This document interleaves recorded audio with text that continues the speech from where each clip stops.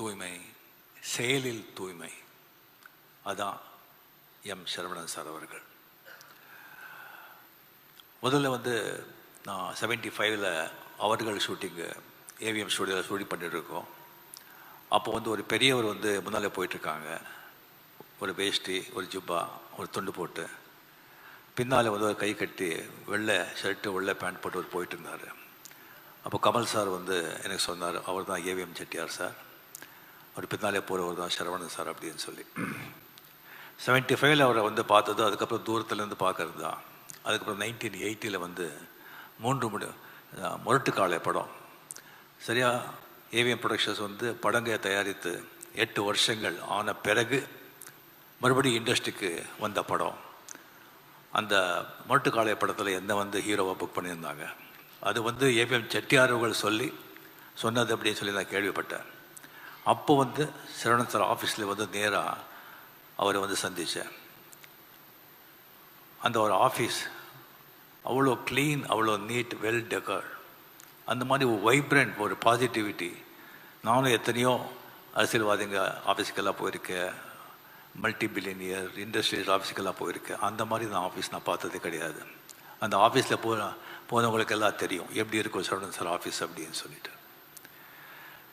அவர் கூட வந்து நான் வந்து கம்பெனியில் வந்து 11 படம் பண்ணியிருக்கேன். 9 படம் வந்து எஸ்பி முத்துராமனோடவே பண்ணியிருக்கேன்.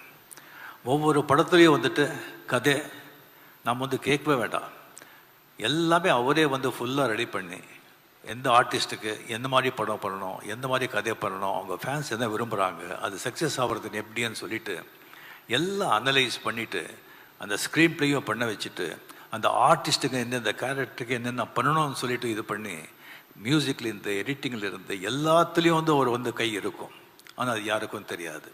எப்படி இந்த கண்ணன் வந்து மகாபாரத குருஷேத்திர யுத்தத்தில் வந்து எந்த ஆயுதமும் வேண்டாமல் ரதத்திலே உக்காந்துட்டு எப்படி ஜெயிச்சானோ அந்த மாதிரி ஒரு ஆஃபீஸ்லேயே உக்காந்துட்டு எல்லா படத்தையும் ஜெயிக்க வைப்பார், எல்லா படத்தையும் வெற்றி படமாக்குறாரு. எத்தனையோ ஒரு இன்சிடென்ட்ஸ் இருக்குது அவரை பற்றி சொல்கிறதுக்கு. ஒன்று மட்டும் நான் இது இப்போ சொல்கிறதுக்கு நான் சொல்கிறேன். அதாவது எஜமான படம் உதயகுமார் டைரக்டர், அவருக்கு அந்த கதை சொன்னாங்க, ரொம்ப நல்லா இருந்தது. அது நல்லவருக்கு நல்லவன், ரொம்ப சென்டிமெண்ட்டாக ரொம்ப நல்லா போன படம் அது. அப்போ சரவணன் சார் சொல்லிட்டு இருந்தாங்க, இதே மாதிரி ஒரு சென்டிமெண்ட் படம் எடுக்கணும் அவர் பிரதர், நல்ல கதை பிடிக்கணும்னு சொல்லியிருந்தாங்க. அப்போ நான் அவர்கிட்டே சொன்னேன், சார் இந்த மாதிரி உதயகுமார் நல்ல கதை வச்சுருக்காங்க, நல்ல டைரக்டர், அவர் படம் பண்ணலாமா அப்படின்னு சொல்லி. அவர் கதை கொடுக்குறாரா? இல்லை சார், அவர் தான் டைரக்டர், கதை எப்படி பிரதர், நம்ம எஸ்பி முத்துராமன் இத்தனை படம் பண்ணியிருக்காங்க, அவரை விட்டு நம்ம பண்ண முடியாது, அது வந்து நம்ம வந்து அவர் ஆக்டிவாக இருக்கும்போது பண்ண முடியாதுன்னு சொன்னாங்க. சரி சார் அப்படின்னு சொல்லி வந்துட்டேன் நான். அதுக்கப்புறம் ஒன் டே முத்துராமன் சார் வந்து கூப்பிடுறாரு, நீ ஷூட்டிங் இல்லைன்னு கேள்விப்பட்டேன், நான் இவேஎம்ல இருக்கேன், சரவணன் சார் கூட இருக்கேன், இங்கே வரையான்னு சொல்லிட்டு. சரி, அங்கே போகும்போது சொன்னாங்க, இந்த மாதிரி நான் வந்து சார்கிட்ட சொல்லியிருக்கேன், நீங்கள் அந்த படம் பண்ணுங்க அப்படின்னு. அப்போ சரவணன் சாருக்கு மனசே இல்லை. சார் முத்துராமன் சார் நீங்கள் சொல்கிறீங்க, அதுக்காக நான் பண்ணுறேன், இதுதான் எனக்கு மனசு இல்லை, பட் எனக்காக நீங்கள் வந்து ஏவிஎம் ஸ்டுடியோவில் ஒரு ரூம் போட்டு கொடுக்குறேன், டெய்லி வந்து அந்த ரூமில் நீங்கள் வரணும், அங்கே நீங்கள் இருக்கணும், கண் முந்தாலும் நீங்கள் இருக்கணும், அப்போ தான் எனக்கு நிம்மதின்னு சொல்லி அப்போலேருந்து எஸ்பி முத்துராமன் சார் இப்போ வரைக்கும் ஏவிஎம் ஸ்டுடியோவில் ஒரு ரூம் இருக்கும். அது அவருடைய நட்புக்கு ஒரு இலக்கணம். அவர் வந்து எனக்கு வந்து சினிமா மட்டும் இல்லை, ஒரு தனிப்பட்ட முறையிலே வந்து எவ்வளவோ வந்து ஹெல்ப் பண்ணியிருக்காங்க. ஒரு வாட்டி இங்கேயே வந்து குடம்பாக்கத்தில் ராகவேந்திர மண்டபம் கட்டியிருக்கேன், அங்கே சரவணன் சார் போகும்போது இடம் பார்த்துருக்காங்க, எங்கிட்ட கேட்டாங்க, அந்த இடம் ஏன் அப்படியே விட்டுருக்கீங்க? இல்லை அப்படியே இருக்கார், அப்படி வந்து காலி இடம் அப்படி விடக்கூடாது, ஏதாவது கட்டணும் அப்படின்னு சொல்லிட்டு அவரே வந்து பார்த்து அவர் கண் பார்வையில் அவரே டிசைன் பண்ணி அவரே ஆர்கிடெக்ட் இது பண்ண மண்டபம் அது ராகவேந்திர மண்டபம். அதே மாதிரி வீட்டுக்கு போயஸ் கார்டன் வந்திருந்தாங்க. போயஸ் கார்டன் வீட்டு பக்கத்துலேயே வந்து சில கிரவுண்ட்ஸ் இருந்தது.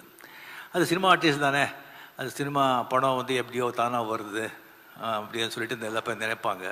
ஸோ அது வந்து 2 மடங்கு வெளியே சொன்னால் பரவாயில்ல, 3 மடங்கு சொன்னால் பரவாயில்ல, 10 மடங்கு 15 மடங்கு சொன்னாங்க. நான் வந்து ஒரு 10 அடிக்கு காம்பவுண்டு கட்டிட்டு out of sight out of mind அப்படின்னு சொல்லி அதை நான் விட்டுட்டேன் நான். அதுக்கு சரவணன் சார் வீட்டுக்கு வந்தாங்க, என்ன பிரதர் இங்கே வந்து சவுரி கட்டிருக்கீங்க? நான் சொன்னேன், இந்த மாதிரி சார் கிரவுண்டு இருக்குது, என்னோட வேலையை சொல்கிறாங்கன்னு சொல்லி. இல்லை பிரதர், அது என்ன வேலையாக இருந்தாலும் சரி நீங்கள் வாங்கிடுங்க, அங்கே யாராவது வேறு யாராவது வந்து அவங்களுக்கு டிஸ்டர்பன்ஸாக இருக்கும், இன்னும் நாளைக்கு வந்துட்டு நீங்கள் ரிக்ரெட் பண்ணுவீங்க அப்படின்னு சொல்லி.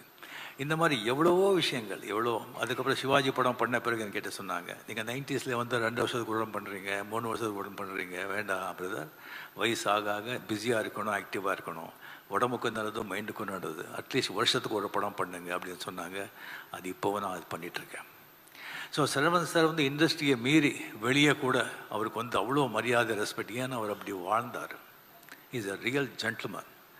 ஈவன் அரசியலில் வந்து எந்த அரசியலும் அவர் சார்ந்தவர் இல்லை. இருந்தாலும் எல்லா அரசியல் கட்சி தலைவர்களும் எம்ஜிஆர் சார் வந்து அவர் ஷரீஃபாக்கி அழக பார்த்தார்.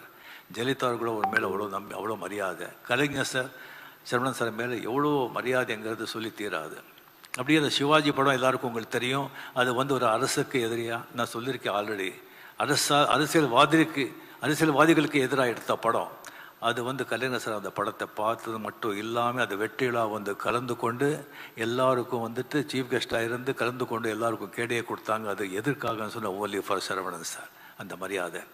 அப்படியே இப்போ ஸ்டாலின் சார் மரியாதைக்குரிய சீஃப் மினிஸ்டர் சார் இங்கே வந்து இவ்வளோ வேலையை விட்டு இங்கே வந்திருக்காங்க அப்படின்னு சொன்னால், சீஃப் மினிஸ்டர் வந்து ஒவ்வொரு நாளும் வந்து விலை மதிக்காத நாட்கள் இருந்தாலும் தேர்தல் நேரம்னு சொன்னால் ஒவ்வொரு நாளும் ஒவ்வொரு மணித்துளியும் ஒவ்வொரு வினாடியும் வந்து விலை மதிக்கவே முடியாது.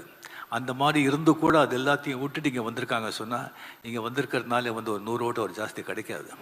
பட் இருந்தால் கூட அவர் இங்கே வந்திருக்காங்க சொன்னால் அது வந்து சரவணன் சாரோட எந்த மாதிரி வாழ்ந்திருக்காங்க அந்த எடுத்துக்காட்டு. அட் த சேம் டைம் நம்ம மரியாதைக்குரிய நம்ம சிஎம் அவர்களுக்கு என்ன மாதிரி ஒரு பண்பு கொண்டவர், ஒரு உயர்ந்த உள்ளங்கிறதுக்கு ஒரு எடுத்துக்காட்டு. ஸோ நமக்கு வந்து ஒரு அசையாத சொத்து, அசர சொத்து, அசையாத சொத்துன்னு சொல்லுவாங்க. இதில் வந்து ஒரு அசையாத சொத்துக்கு தான் எப்போவுமே விலை ஜாஸ்தி, மதிப்பு ஜாஸ்தி. ஸோ அந்த மாதிரி நம்ம வாழ்க்கையில் வந்துட்டு நம்மளை விரும்புகிறவங்க, நம்ம நலனில் வந்து அக்கறை கொண்டவங்க ஒரு சில பேர் தான் இருப்பாங்க. அவங்கெல்லாம் வந்து அசையாத சொத்துக்கள். அப்படியே வந்து எனக்கு வந்து ஒரு அசையாத சொத்துக்கள் இருந்தாங்க. K Balachander sir, Jo sir, Panchu sir,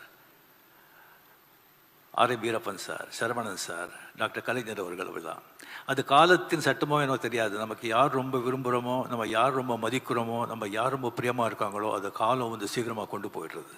அதே மாதிரி ஒவ்வொருத்தரும் விட்டு பிரியும் போது நமக்கு வந்து எவ்வளோ ஒரு பணம், பேர், புகழ், பணம், நல்ல குடும்பம், சொத்து, பிள்ளைங்க இருந்தால் கூட அந்த மாதிரி ஒரு மனிதர்கள் போகும்போது நமக்கு வந்து ஒரு அனாதியாக ஒரு ஃபீலிங் வருது. So Saravanan sir is a great man. His soul rest in peace. Thank you.